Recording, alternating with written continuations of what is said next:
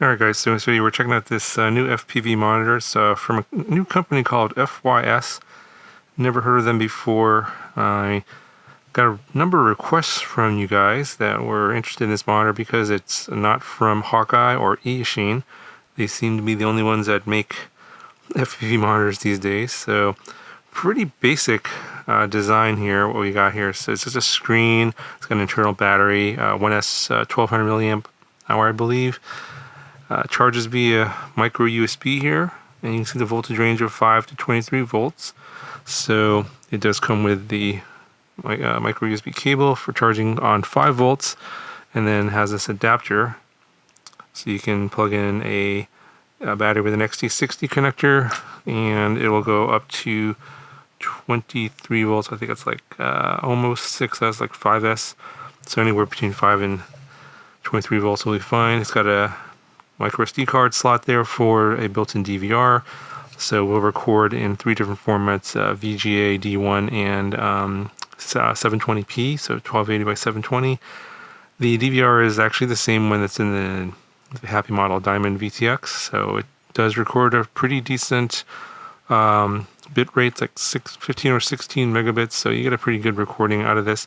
Although the image on the screen from the receiver looks better on screen than it does in the recordings. That's pretty typical. DVRs typically don't look as good as it does live.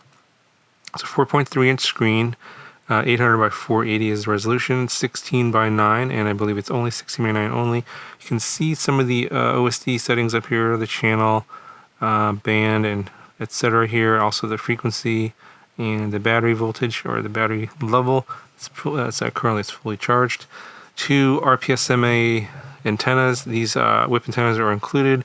Obviously, if you want better reception or range, you can obviously swap out the antennas for something else if you want. And for those of you that are wondering what the range of the receiver is on this, it's really going to depend on the antennas you're using and also the VTX that you're transmitting to this receiver.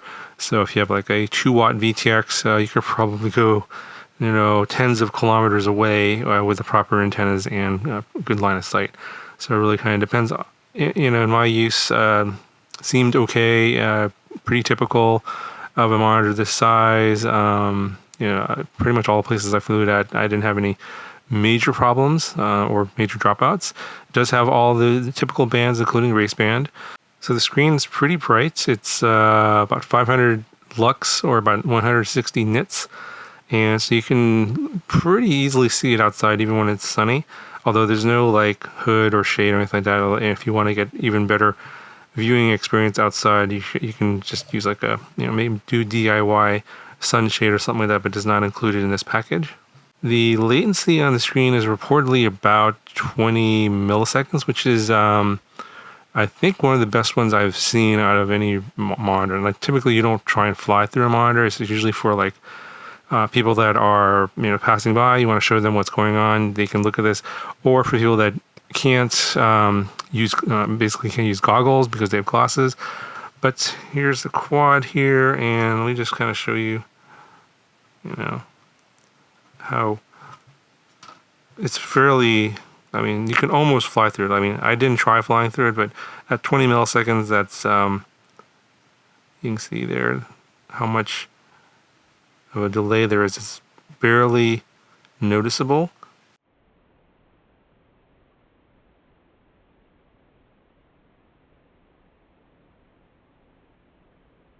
But yeah, I know you guys are always curious about latency. For those of you that are looking for a monitor that you want to perhaps fly through, this is a potential candidate for that.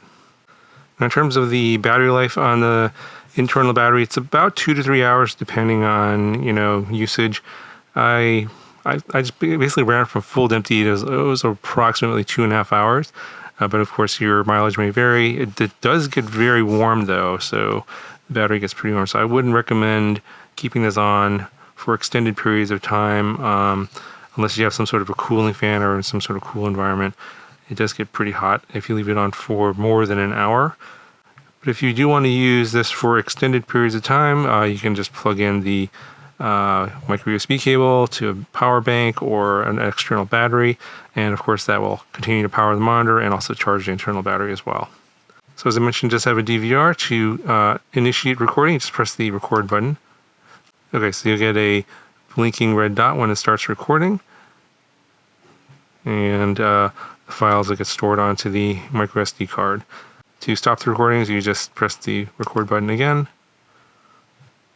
To bring up the menu, short press the power button, and short press the power button to go through each of the settings. If you want to adjust all these different settings, brightness, contrast, etc.